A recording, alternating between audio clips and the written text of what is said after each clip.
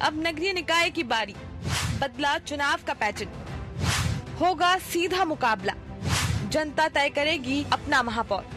छत्तीसगढ़ में नगरीय निकाय चुनाव का पैटर्न अब बदल गया है। पिछले सरकार के फैसले को पलटते हुए साई सरकार ने अब प्रत्यक्ष प्रणाली से निकाय चुनाव कराने का फैसला लिया है। इस फैसले के तहत महापौर और नगर पालिका अध्यक्ष सीधे चुने जाएंगे। फैसला होते ही अब इस पर सियासत भी शुरू हो गई है। जो तर्क दिए जा रहे हैं उसमें पार्षदों की खरीद फरोख्त रोकना एक बड़ा कारण है। इसीलिए भाजपा तर्क दे रही है कि भूपेश बघेल अब हॉर्स ट्रेडिंग नहीं कर पाएंगे। प्रत्यक्ष चुनाव ही सबसे सही चुनाव है और जनता के जो भावनाएं हैं उनकी, जनता के भावनाओं की अभिव्यक्ति होती है और इसमें तो अप्रत्यक्ष चुनाव में हॉर्स ट्रेडिंग होती है। नीचे स्तर तक जनप्रतिनिधियों को खरीदने का अभियान, हॉर्स ट्रेडिंग करने का अभियान श्री भूपेश बघेल जी ने चलाया। तो लोकतंत्र की चोरी, लोकतंत्र का अपहरण कांग्रेस ने किया, भाजपा ने नहीं किया कभी ऐसा, इसीलिए डायरेक्ट चुनाव करवा रहे हैं। इधर अपने इस फैसले के जरिए भाजपा एक लोकतांत्रिक प्रक्रिया को लाने के लिए माहौल बनाने की कोशिश में है, इसलिए कांग्रेस पर आरोप लगा रही है। तो कांग्रेस भी सभी आरोपों को खारिज करते हुए बीजेपी की इस चुनाव प्रक्रिया पर ही सवाल उठा रही है। हमारे मुख्यमंत्री और हमारे प्रधानमंत्री जिस प्रक्रिया से चुने जाते हैं, तो नीचे की इकाइयों में उस प्रक्रिया में क्या दोष है? नगरीय निकायों में अपहरण हो जाएगा और मुख्यमंत्री और प्रधानमंत्री के यहाँ हॉर्स ट्रेडिंग नहीं होगी। कोई तर्क नहीं है। एक तर्क होना चाहिए कि आप किस आधार पे आपका सिस्टम क्या होने वाला है। डायरेक्ट है तो आप प्रधानमंत्री और मुख्यमंत्री का भी डायरेक्ट चुनाव करेंगे। अगर आप नगरीय निकायों में कराना चाहते हैं और अप्रत्यक्ष प्रणाली है तो हर जगह अप्रत्यक्ष प्रणाली होनी चाहिए। फिलहाल 50% की आरक्षण सीमा और प्रत्यक्ष प्रणाली से चुनाव में नगरीय निकाय चुनाव को काफी दिलचस्प बना दिया है। ऐसे में सीधे मुकाबले से एक बार फिर प्रदेश में चुनावी माहौल गरमाया है और कांग्रेस और भाजपा को सीधे दो हाथ करने का मौका मिलेगा। Bureau report, TV 24।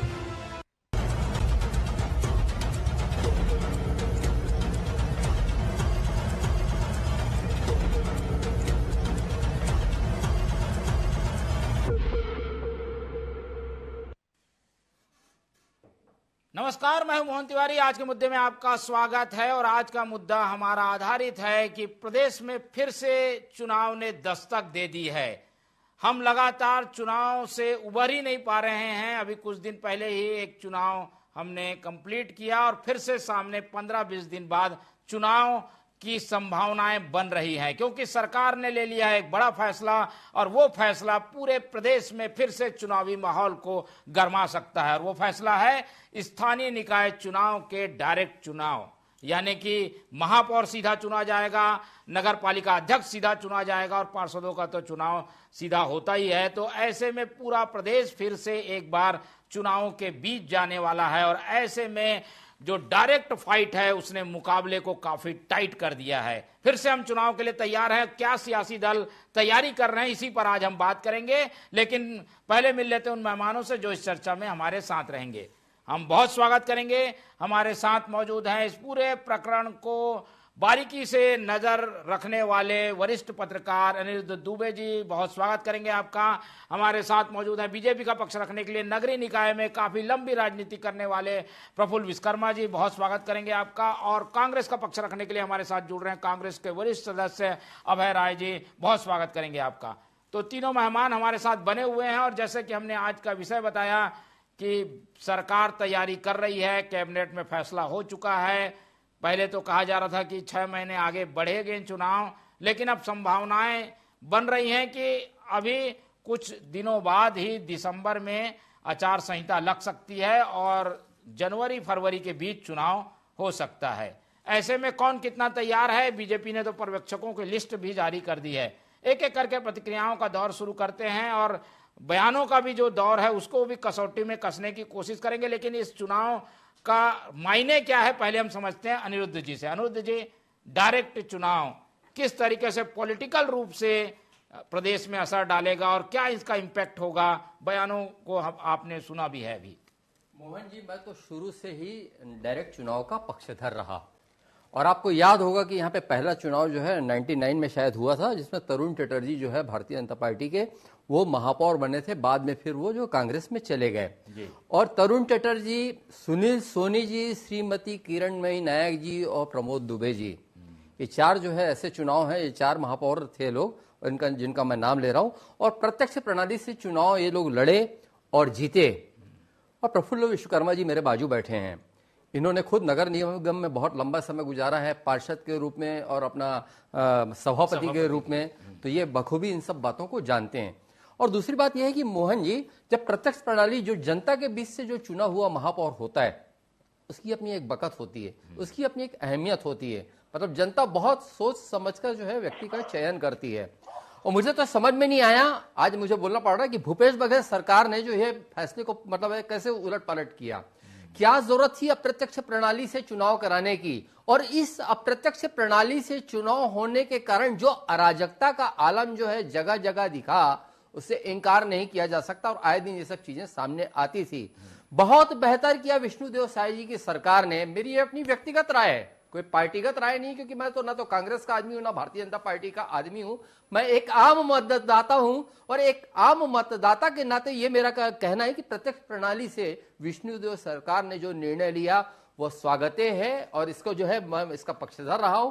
और निश्चित रूप से अब आप देखिएगा क्या, आप तो पहले भी देखते रहे हैं मोहन जी, प्रत्यक्ष प्रणाली से चुनाव होने के बाद जो चेहरे चुनकर आएंगे ज्यादा गुंजाइश होगी। और जो ब्लैकमेलिंग की एक परंपरा चली आ रही थी, क्योंकि जब बीच से चुना जाता है महापौर, तो जो नीचे के लोग, चाहे वो पार्टी के लोग हों चाहे पार्टी के अलग लोग हों, किस तरीके से कैसे हैंडल करते हैं। और कई बार तो ये भी हुआ है कि पता लगा महापौरों की जो स्थिति जो है पता लगा मंत्री के लेवल की हो गई, मतलब ऐसा चढ़ा दिया गया और ऐसा बढ़ा दिया गया। तो कम से कम ऐसी जो अराजकता जो है, अराजकता की स्थिति कम से कम जो है अप्रत्यक्ष प्रणाली से रही, उस पर रोक लगेगी। बिल्कुल रोक तो लगेगी, लेकिन एक बार फिर से राजनीति काफी गर्माहट भरी हमें देखने को मिलने वाली है। अब चलते हैं जो कि बयानों के दौर से हमें समझ में आ रहा है कि बीजेपी अब इस तर्क को बार बार रख रही है कि देखिए हमने ये प्रणाली लाई और हम डायरेक्ट मुकाबले पर विश्वास रखते हैं। चलते हैं अभय राय जी की ओर। अभय राय जी, इस चुनाव में ये भी एक मुद्दा रहेगा, बाकी चीजें तो बिजली पानी की लड़ाई रहेगी कि हम डायरेक्ट चुनाव करा रहे हैं और जनता में मैसेज गया कि भाई देखो डायरेक्ट चुनाव ये पार्टी कराती है, डर नहीं रही है एक चुनाव से। ये इम्पैक्ट डालेगा क्या? कांग्रेस इस पूरे फैसले को कैसे देखती है? मोहन तिवारी जी, मध्य प्रदेश में दिग्विजय सिंह जी ने ही इस प्रणाली को लागू किया था। प्रत्यक्ष प्रणाली के लागू करने का श्रेय भी कांग्रेस को है और 2018 के बाद उसको बदलने का श्रेय भी कांग्रेस को ही है। छत्तीसगढ़ बनने के बाद भूपेश बघेल जी ने, जब भूपेश बघेल जी की सरकार बनी, कांग्रेस की सरकार, तो उन्होंने प्रत्यक्ष प्रणाली से चुनाव कराया जी। आज जो परिस्थितियां हैं, हम ये कह सकते हैं कि जब विधायकों को अपने मुख्यमंत्री चुनने का अधिकार है, जब सांसदों को प्रधानमंत्री चुनने का अधिकार है, तो पार्षदों को उस अधिकार से वंचित क्यों किया जा रहा है? और परिस्थितियां, पॉलिटिकली प्रॉब्लम ये उत्पन्न होता है कि प्रत्यक्ष प्रणाली, मान लीजिए महापौर जीत गया दूसरी पार्टी का और पार्षदों में बहुमत आ गया दूसरी पार्टी का, तो पूरे 5 साल सदन में, शहर सरकार में केवल लड़ाई चलती रहेगी, विरोध चलता रहेगा। अगर दोनों एक ही अगर बहुमत भी आ जाए और महापौर भी आ जाए तो बहुत अच्छी बात होगी। लेकिन अगर जनता ने 2 तरह के फैसले दिए, क्योंकि पार्षद तो अपने नाम पे जीतता है, पार्टी के अलावा पार्षद के चुनाव में उसका अपना व्यक्तित्व, उसका अपना काम, उसका अपना जनता भी काम आता है। लेकिन जो महापौर का चुनाव डायरेक्ट होगा तो लगभग वो पार्टी के बल पे ही होता है, लोग पार्टी की तरफ जाते हैं। तो इसलिए कांग्रेस चाहती थी कि पार्षदों को उनका हक मिले, वो महापौर चुने और जिस पार्षद दल में जिस पार्टी की बहुमत हो उस बहुमत की सरकार बने। ये 2 परिस्थितियां थी जिनको देखकर ये प्रणाली लागू की गई थी। छत्तीसगढ़ में प्रणाली लागू रही, कांग्रेस सभी जगह महापौर भी बनाई और 5 साल पूरे अच्छे से काम हुआ है। कहीं पे कोई अराजकता का माहौल नहीं था, कहीं पे कोई विकास में कमी नहीं थी। लगातार बहुमत के साथ महापौर बने और महापौरों ने काम किया। बल्कि अभी जो वर्तमान के 1 साल की सरकार है, उसने 1 साल के अंदर किसी भी वार्ड में 1 रुपये विकास के लिए नहीं दिया। जो कांग्रेस के समय के पैसे थे, जो कांग्रेस के समय की योजनाएं थी, उसी का फीता काटने का काम जरूर वर्तमान के मंत्री कर रहे हैं। और ये होता है जबकि जिसकी सरकार 5 साल रहती है, जो आखिरी के 1 साल रहते हैं, उसमें उसी सरकार के पैसे का काम चलता है। नहीं, हमारी सरकार आई थी। ठीक है, आपका तर्क अपनी जगह है, लेकिन ये क्या कांग्रेस डर रही है क्या इस तरीके के चुनाव से? अब डायरेक्ट चुनाव है तो प्रत्याशी चयन में फिर वही माथापच्ची, कांग्रेस में गुटबाजी, क्या कांग्रेस को कोई डर है क्या इस तरीके के चुनाव से? डर की कोई बात इसलिए नहीं है कि अभी अनिरुद्ध भैया ने बताया कि रायपुर शहर में किरणमयी नायक भी बनी, कांग्रेस की ओर से बनी, इसी प्रणाली से बनी थी। प्रमोद दुबे बने, इसी प्रणाली से बने, दोनों लोग पूरी महापौर रहे। बिलासपुर में भी हमने महिला महापौर बनाया था, प्रत्यक्ष प्रणाली से ही बनाया था। तो ऐसा नहीं, मिला जुला परिणाम सब जगह आया है। उस प्रणाली पे भी हम जीते हैं और प्रत्यक्ष प्रणाली पे भी हम जीतेंगे। जीतने में डरने की कोई बात नहीं, कांग्रेस तैयार है। और कांग्रेस को जो 1 साल की असफलताएं हैं, 1 साल का जो इनकी कमियां हैं, 1 साल में जो लॉ एंड ऑर्डर की स्थिति है, चाहे रायपुर की शहर की हो, बिलासपुर शहर की हो, राजनांदगांव की हो, दुर्ग की हो, जो चाकूबाजी, अपहरण, मारपीट, लगातार जो लॉ एंड ऑर्डर की स्थिति बनी हुई है, हमारे पास तो मुद्दे इतने हैं कि हम जनता के भी मुद्दों को लेके जाएंगे और जनता हमारे मुद्दों के साथ जाएगी। ठीक है, चलिए कांग्रेस, ठीक है, आएंगे आपके पास, आएंगे, लेकिन जो बिल्कुल आपने जो मुद्दे उठाए हैं उस पर जवाब ले लेते हैं। ये सामने से देखने में तो काफी अच्छा लगता है कि डायरेक्ट चुनाव आप लोग करा रहे हैं प्रफुल्ल जी, लेकिन जो खामियां हैं ये भी अपनी जगह है कि भाई आप पार्षद उनका जीत गया, महापौर आपका जीत गया, लड़ाई झगड़े में प्रस्ताव पास नहीं हो रहे हैं, कुर्सियां टूट रही हैं, इस तरीके की स्थितियों को भी इसका एक माइनस पॉइंट मानना चाहिए। आपका क्या कहना है? कांग्रेस ये तर्क जो दे रही है। देखिए मोहन जी, सबसे पहले तो इस निर्णय का स्वागत किया जाना चाहिए था। और जैसा कि कांग्रेस के प्रवक्ता ने बताया कि अविभाजित मध्य प्रदेश के समय में दिग्विजय जी के जब मुख्यमंत्री थे उस वक्त से ही प्रत्यक्ष प्रणाली पे चुनाव हो रहा है।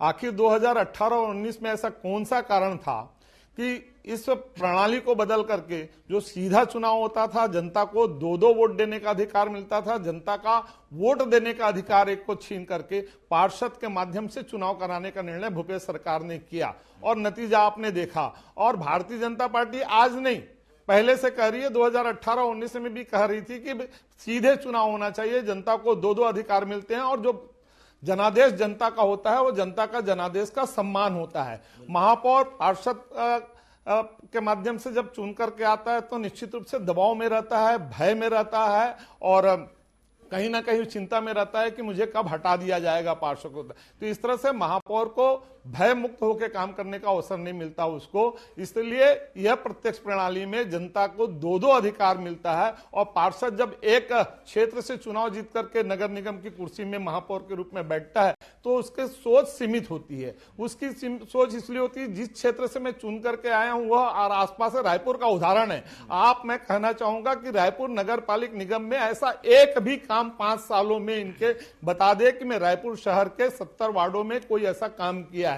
जो एक बूढ़ा तालाब का काम आप देख ही रहे हैं, जो महापौर जी के वार्ड का क्षेत्र का है, वो इसकी क्या स्थिति है, ऐसा कोई काम नहीं, क्योंकि दबाव में भी रहते हैं। और प्रत्यक्ष प्रणाली का निश्चित रूप से स्वागत किया जाना चाहिए। जनता का जनादेश का सम्मान होता है और वो सम्मान जब होता है तो निश्चित रूप से भय मुक्त होकर के, दबाव मुक्त होकर के महापौर जब काम करता है तो रायपुर के सर्वांगीण विकास के लिए सोचता है, पूरे नगरीय क्षेत्र के सर्वांगीण विकास के लिए सोचता है और बिना डर भय के वो काम करता है और अच्छा निर्णय सामने आता है। बिल्कुल, तो अच्छा निर्णय है ऐसा बीजेपी का मानना। दोनों तर्कों को सुनने के बाद अब हम अनिरुद्ध जी की टिप्पणी ले लेते हैं कि आखिर ये फैसला करना क्यों जरूरी था, या फैसला लिया होगा तो बीजेपी ने क्या सोचा होगा। अनिरुद्ध जी, आपका क्या राजनीतिक नजरिया है, इस फैसले के पीछे क्या सोच हो सकती है? देखिए क्या है कि आप ये मत सोचिए कि प्रफुल्ल विश्वकर्मा जी मेरे बाजू बैठे हैं तो आज बार बार मैं उनका हवाला दे रहा हूं। परिस्थितियां ऐसी है कि उनका उदाहरण मुझे देना पड़ रहा है। प्रफुल्ल विश्वकर्मा जी जब अप्रत्यक्ष प्रणाली से जब चुनाव हुआ था तब भी प्रफुल्ल जी चुनाव जीते थे। अप्रत्यक्ष से जब पार्षदों के विषय चुना जाता था, महापौर बलबीर जुनेजा जी महापौर बने। फिर प्रत्यक्ष प्रणाली से चुनाव हुआ तब भी प्रफुल्ल विश्वकर्मा जी वहां पे थे और पार्षद चुने गए। दोनों परिस्थितियों से प्रफुल्ल विश्वकर्मा जी अवगत रहे हैं। मैं बहुत डिटेल पे, बहुत गहराई पे नहीं जाना चाहूंगा मोहन जी, लेकिन कैसे पिकनिक पे ले जाया जाता है पार्षदों को, मतलब कोई एक पार्टी की बात नहीं कर रहा हूं, चाहे कांग्रेस हो या भाजपा, कैसे वहां पे चीजें पिकनिक पे ले जाया जाता है, कैसे ठहराया जाता है, कैसा उनका मनोरंजन किया जाता है। आज अभी अभय जी ने उल्लेख किया कि प्रत्यक्ष के लिए भी जो है मतलब इसका भी श्रेय हम लेंगे, अप्रत्यक्ष का भी हम श्रेय लेंगे। निश्चित रूप से अभय नारायण जी, दिग्विजय सिंह जी के शासन काल में प्रत्यक्ष प्रणाली का जो है निर्णय हुआ था, और स्वागत है, बहुत अच्छा निर्णय हुआ था, मैं इससे इनकार नहीं करता। आपकी बात से सहमत हूं मैं अभय नारायण जी। आपने अभय नारायण जी, किरणमयी नायक जी और प्रमोद दुबे जी का नाम लिया कि वो कांग्रेस से बने प्रत्यक्ष प्रणाली से, आपने उदाहरण दिया। अभय नारायण जी, मैं आपकी बात से सहमत हूं। उन दोनों की, किरणमयी नायक जी की और प्रमोद दुबे जी की काबिलियत पर मुझे कोई शक नहीं है, वास्तव में बहुत अच्छे लीडर हैं। लेकिन अभय नारायण जी, कहीं पे मुझे कहना होगा, आपने कहा कि सांसद जब प्रधानमंत्री को चुन सकते हैं, विधायक जब मुख्यमंत्री को चुन सकते हैं, तो फिर पार्षद जो है महापौर को क्यों नहीं? देखिए, दिल्ली की बात है, और जहां तक कि सांसद वाली बात है अभय नारायण जी, मैं उतनी दूर तक नहीं जाना चाहूंगा, क्योंकि दिल्ली में मेरा कोई समय गुजरा नहीं है, बहुत कम देखा हूं दिल्ली को। लेकिन मैंने छत्तीसगढ़ को देखा है अभय नारायण जी, छत्तीसगढ़ को। अजीत जोगी जी के साथ 3 विधायक थे, और विद्याचरण शुक्ला जी के साथ सारे कांग्रेस विधायक थे। दिल्ली से खबर आती है और अजीत जोगी जी मुख्यमंत्री बन जाते हैं, और यही कारण है कि विद्याचरण शुक्ला जी के जो है निवास में, फार्म हाउस में दिग्विजय सिंह जी का कुर्ता फटा था। और क्या घटना थी उसकी मैं डिटेल में नहीं जानना चाहूंगा अभय नारायण जी। रही बात 2.5 साल वाली बात जो दिल्ली से तय हुई, अभय नारायण जी, टीएस सिंहदेव ने तो ऐसा कभी नहीं कहा कि नहीं ऐसा हुआ नहीं था। अगर कहीं टीएस सिंहदेव जी ने कह दिया होता कि ये ऐसा हुआ ही नहीं था, ऐसी कोई बात हुई नहीं, इसमें कोई सच्चाई नहीं है, तो मामला खत्म हो जाता। भूपेश बघेल जी कह दिए होते कि इसमें तनिक भी सच्चाई नहीं है, बिल्कुल असत्य है, ये झूठ है, तो मामला खत्म हो जाता। ये क्या 2.5 साल वाली बात चली अभय नारायण जी? देखिए, वो एक पक्ष है, ठीक है, आज हम जो है नगरीय निकाय पे बहस कर रहे हैं मित्र मोहन जी, लेकिन मेरा यही कहना है, मैंने अराजकता वाली जो बात कही उसमें कहीं कोई गलत नहीं है मोहन जी। उसका एक कारण है, मैं बहुत एक छोटा सा उदाहरण मैं अपना दे रहा हूं, और मैं एक छोटी सी शख्सियत भी हूं। मैं नगर निगम की रिपोर्टिंग में प्रशासक जब हुआ करते थे, महापौर जो है चुनाव की परंपरा तो बाद में आई, बहुत पहले थी, जब बलवीर जुनेजा जी अप्रत्यक्ष से जीते, फिर तरुण टट्टर जी प्रत्यक्ष से जीते, तब से लेकर आज तक, जहां तक मैं समझ पा रहा हूं, मुझे 30 साल नगर निगम की रिपोर्टिंग करते हो चुका है। प्रफुल्ल जी गवाह हैं, बाजू बैठे हैं। मैंने भी ऐसे बहुत उदाहरण देखे। मैं उस अराजकता वाली बात पे नहीं जाऊंगा, यहाँ पे गिनाऊंगा नहीं कि क्या क्या हुआ, रायपुर में कैसे हुआ, क्या हुआ, ये सब में मैं नहीं जाऊंगा। और मैं तो कह रहा हूं ना, चाहे वो भाजपा हो या कांग्रेस का करके वो स्थिति रही अप्रत्यक्ष वाली, तो निश्चित रूप से अराजकता की होगी। कोई ऐसा नहीं कि कांग्रेस करती है या भाजपा करती है। लेकिन मोहन जी, मेरा यही कहना है कि ये निर्णय का बहुत समय से इंतजार था, और निश्चित रूप से अब हो रहा है, तो एक जनता में भी उम्मीदें जगेगी, रायपुर की जनता में भी उत्साह जगेगा। पार्टियों, राजनीतिक पार्टियों की बात तो हटा दीजिए, क्योंकि मैंने वो दौर देखा है तरुण दादा को चुनते हुए, सुनील सोनी जी को चुनते हुए, और प्रमोद जी को, और किरणमयी नायक जी को।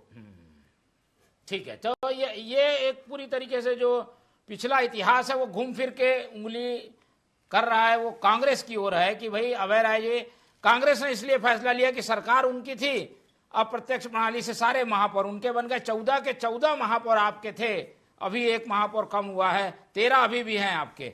अब कैसे होगा मुकाबला? उस बार तो आप लोग ने बना लिया, और आरोप भी अब झेलना पड़ेगा कि आप लोग ने इस तरीके की खरीद फरोख्त की, और इन आरोपों के बीच ये चुनाव होगा। मोहन तिवारी जी, बिलासपुर एक उदाहरण है। बिलासपुर में 32 भारतीय जनता पार्टी के पार्षद थे और 37 कांग्रेस के थे, 5 का अंतर था। लेकिन भारतीय जनता पार्टी ने बड़ा दिल दिखाते हुए यह निर्विरोध चुनाव होने दिया। मालूम था खरीद लोगे आप लोग, निर्विरोध बने और सभापति भी निर्विरोध बने। तो समझा से बैठता है, शहर सरकार की बात आती है, तो बहुत राजनीतिक दल आपस में ऐसी परिस्थितियां भी उत्पन्न कर लेते हैं कि हमको चुनाव नहीं लड़ना है भाई, 37 है उनको निर्विरोध बनने दो। तो हार्ड स्टेडिंग रुका ना, तो मैं तो भाजपा को बधाई दूंगा, साधुवाद दूंगा कि बिलासपुर में उन्होंने ये प्रयोग किया। अगर हार्ड स्टेडिंग रोकना है तो एक दल का काम नहीं है, सभी दल का। और जहां तक दिल्ली से 2.5 साल और ये सब भैया ने उठाया, उसका जवाब तो मैं नहीं दूंगा, लेकिन आज भी भारतीय जनता पार्टी के मुख्यमंत्री दिल्ली से ही चुने गए, उप मुख्यमंत्री दिल्ली से ही चुने गए। महाराष्ट्र में आज शपथ ग्रहण चुनाव के 10 दिन बाद हो रहे हैं, तो दिल्ली से ही चुने गए। तो हाईकमान जिसका भी रहता है, उसमें हाईकमान यहाँ से नाम आते हैं और उसका चयन होता है। नहीं, पिछले बार ऐसा कौन सा चमत्कार हो गया था कि सारे नगर निगम आप लोग जीत गए थे? अगर आपने नगर निगम में किया तो थोड़ी हिम्मत दिखाते आप, जिला पंचायत में भी अध्यक्ष का चुनाव सीधे कर देते आप, क्या वहां हार्ट ट्रेडिंग नहीं होगा? क्या वहां विकृति उत्पन्न नहीं होगी? प्रफुल्ल जी 4 वोट दे रहे हैं वहां, तो यहाँ तो 2 की बात है। ठीक है, वहां तो ठीक। पंच, सरपंच, जनपद बिल्कुल, और आप ले जिला लेते 4 सवाल। वोट देना है। ठीक है, चलिए कांग्रेस तो डिनाई कर रही है प्रफुल्ल जी, ये अगर आप लोग ने आपको नगर निगम में ही क्यों किया? देखिए मोहन जी, मुझे ऐसा लगता है कांग्रेस के लोगों को जनता पर भरोसा नहीं है। यदि जनता पर भरोसा होता, इनके काम पे भरोसा होता, तो निश्चित रूप से चुनाव प्रत्यक्ष हो या अप्रत्यक्ष हो, चुनाव के मैदान में आते। आज इनको डर लग रहा है, ये भयभीत हैं, इनको डर लग रहा है, क्योंकि पिछली बार किस तरह से 14 नगर निगम में उन लोगों ने सरकार बनाया, वहां पर स्थानीय सरकार बनाई, उनको मालूम है। और सीधे यदि चुनाव होता है प्रत्यक्ष, एक मिनट आपने बोल दिया है, आप मेरी बात जरा सुन लीजिए। मैं आपकी बात को आराम से सुना हूं। मेरी बात को जरा सुन लीजिए, मेरी बात जरा सुन लीजिए कि किस तरह से वो 14 नगर निगम में उन्होंने सरकार बनाई, किसी से छुपा हुआ नहीं है। और इनको मालूम है जहां पे प्रत्यक्ष रूप से चुनाव होगा, जनता आज इनके साथ में नहीं है। ये जो अब काम की बात कर रहे थे, तो आज मैं रायपुर के पश्चिम विधानसभा में आज भूमि पूजन में शामिल था। जो पिछले 4 सालों में जो कांग्रेस के शासन में जितना काम नहीं हुआ होगा, 1 साल में राज्य सरकार ने स्थानीय नगर निगम के माध्यम से, पीडब्ल्यूडी के माध्यम से शहर विकास में काम हो रहे हैं। तो काम जो देखेंगे तो आप भारतीय जनता पार्टी के 1 साल जो हुआ है, वो जनता का जनादेश का सम्मान हुआ है। विकास के काम तेजी से आगे बढ़ रहे हैं, सारे जगह में साए काम हो रहे हैं और जनता खुश है। जितने वादे कांग्रेस ने किया, तो कोई वादे 5 साल में उन्होंने पूरा नहीं किया, पर भारतीय जनता पार्टी के जितने घोषणा पत्र थे, सारे घोषणा पत्र, चाहे मैं महतारी वंदन की बात करूं, चाहे किसानों को समर्थन मूल्य की 3100 रुपए की बात करूं, चाहे 21 क्विंटल धान खरीदी की बात करूं, मैं आज उस बातों पे नहीं जाना चाहता। पर आज जिस तरह से जनता भारतीय जनता पार्टी के साथ में है, भारतीय जनता पार्टी के पक्ष में है। अभी जो विधानसभा का चुनाव हुआ है, आपने प्रत्यक्ष रूप से देखा है, कांग्रेस के लोग रहते बड़े कड़ी मुकाबला है, टक्कर मुकाबला है, पर कहीं पर लोग टिकाई नहीं दिए। एक तरफा सुनील सोनी दक्षिण विधानसभा से जुट करके आए हैं और आज जनता हमारे साथ है। अभय जी, कुल मिलाकर ये है कि भाई देखिए, ये 1 साल ही इन्होंने पूरा किया है। ये चाहते तो ये चुनाव अप्रत्यक्ष करते और आसानी से सब जगह अपने लोग चुना लेते, लेकिन इन्होंने चुनौती के रूप में लिया है, एक डेयरिंग दिखाई है। तो ये तो एक बड़ा चैलेंज है आप लोगों को, आगे बढ़ के बीजेपी चैलेंज कर रही है। 1 साल के कामकाज की तुलना भी हो जाएगी, पता भी चल जाएगा। ज्यादा है, अनिरुद्ध भैया का भी मुझसे बहुत ज्यादा है। विश्वकर्मा जी तो उसके पार्ट रहे हैं, मैं तो पार्षद कभी रहा नहीं हूँ, ग्राम पंचायत में रहता हूँ। लेकिन मैं ये कह सकता हूँ कि डर भय पे बात नहीं हो रही है, डिबेट हो रहा है प्रणाली पे। और यदि ऐसी ही बात थी तो जिला पंचायत में भी अध्यक्ष का चुनाव डायरेक्ट करना था। और कांग्रेस अपने मुद्दों को लेकर, इनकी 1 साल की असफलता को लेकर पब्लिक के बीच जाएगी और जनता हमारे साथ जाएगी। प्रत्यक्ष हो अप्रत्यक्ष हो, कांग्रेस एक वार्ड में मुकाबला करेगी और तैयार है, और रिजल्ट आएगा तो आप देखिएगा। अभी से ईवीएम का रोना रो रहे हैं, ईवीएम पे चुनाव नहीं होना चाहिए, बचा के रखिए अभय जी। तो परिणाम के बाद मतदान एडवांटेज किसको है? ये बात इनको अभी से डर लग रहा है, सता रहा है, फिर बचने के लिए ये परिणाम आएगा तो इस पर भी डिस्कशन करेंगे। अभी चुनाव कराएं, चाहे डाक मत पत्र के माध्यम से मतदान के, अभी एडवांटेज किसको मिलता दिख रहा है इस फैसले के बाद? भारतीय जनता पार्टी तैयार खड़ी है। दुबे जी से सुन लीजिए, क्या एडवांटेज है, किसको क्या, कितना एडवांटेज, किसको डिसएडवांटेज देखते हैं आप? देखिए मोहन जी, जहां तक के मैं बात कर रहा हूं, मैं अलग अलग नगर निगमों की व्याख्या करूंगा, बहुत टाइम हो जाएगा। देखिए राजधानी नगर निगम, क्योंकि वही जो एक आइडल माना जाता है, आदर्श।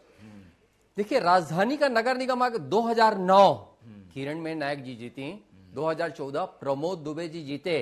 अगर कहीं भारतीय जनता पार्टी ने ईमानदारी से मेहनत की होती तो शायद उस दोनों दौर में महापौर इन्हीं का होता, भारतीय जनता पार्टी का। प्रफुल्ल जी और उनकी पार्टी को चिंतन करना चाहिए कि किरणमयी नायक जी कैसे कांग्रेस की जीती और प्रमोद दुबे जी कैसे, क्योंकि उस समय रायपुर शहर भारतीय जनता पार्टी का गढ़ था। अभी नहीं है, अभी नहीं है। लेकिन एक देखिए बहुत गौर करने वाला लायक बात है मोहन जी, प्रफुल्ल भैया और अभय नारायण जी, मैं एक जो तथ्य रखने जा रहा हूं, प्रमाण है। किरणमयी नायक जी, मैंने पहले भी कहा कि बहुत काबिल नेत्री हैं, मैं उस पर कहीं कोई प्रश्न चिन्ह नहीं लगा रहा हूं। उस समय जो है कांग्रेस का बहुमत था रायपुर नगर निगम में, और आप सोचिए मनोज कंदोई सभापति के लिए सामने थे, कांग्रेस की तरफ से ही क्रॉस वोटिंग हुई और भारतीय जनता पार्टी के संजय श्रीवास्तव सभापति बन गए। रायपुर में 10 जोन हैं, नगर निगम के 10 जोन हैं। मैं जोन 3 की बात करता हूं, जोन 3 में जो वार्ड जो है वहां पे कांग्रेस पार्षदों की अधिकता है। अभय जी, एक कांग्रेस के पार्षद ने क्रॉस वोटिंग कर दी और अमितेश भारद्वाज जो कांग्रेस का पार्षद था वो जोन अध्यक्ष बनते बनते रह गया और भारतीय जनता पार्टी के जो है प्रमोद साहू जोन अध्यक्ष बन गए क्रॉस वोटिंग से। तो कुल मिला के अभय नारायण जी बड़ा खतरा रहता है। आप अनुभवी है, बात वाकई में आपने जो रखी मैं उससे कहीं मुझे गुरेज नहीं, मैं आपसे सहमत हूं मैं एक चीजों से, लेकिन यह है कि इन सब सारी चीजों को देखते हुए मतलब ये कि अनुशासन की बात कर रहा हूं मैं। अनुशासन जो है नगर निगम, नगरीय निकाय, चाहे नगर निगम हो, पालिका हो, पंचायत हो, वहां पे कसना अनुशासन में बहुत कठिन होता है अभय नारायण जी, बहुत कठिन होता है। तो इसलिए जो कोई ऐसी व्यवस्था रहनी चाहिए कि जिससे कम से कम जो अनुशासन का डंडा वक्त पे चल सके। बिल्कुल, और दोनों पक्षों को इस संबंध में मुझे लगता है कि अब सहर्ष स्वीकार करना चाहिए, आरोप प्रत्यारोप और पिछली बातों पे ना जाते हुए आगे मुकाबले के लिए आना चाहिए। और जैसे कि बातें थी कि भाई चुनाव लेट हो सकता है, उसके बादल भी छट जाएंगे, ऐसी संभावनाएं हैं, क्योंकि इसी महीने में आचार संहिता लग सकती है और उस 45 दिन के अंदर चुनाव भी होगा। तो मुकाबला जब होगा तो एक बार फिर से बैठेंगे। फिलहाल इस डायरेक्ट फाइट को काफी टाइट माना जा रहा है और इसी पर आज हमने चर्चा की। इस पूरी चर्चा में हमारे साथ अभय नारायण जी जुड़े, बहुत धन्यवाद। अनिरुद्ध दुबे जी ने हमें समय दिया, उनका धन्यवाद। और प्रफुल्ल विश्वकर्मा जी ने अपना कीमती समय निकाला, उनका भी बहुत बहुत धन्यवाद।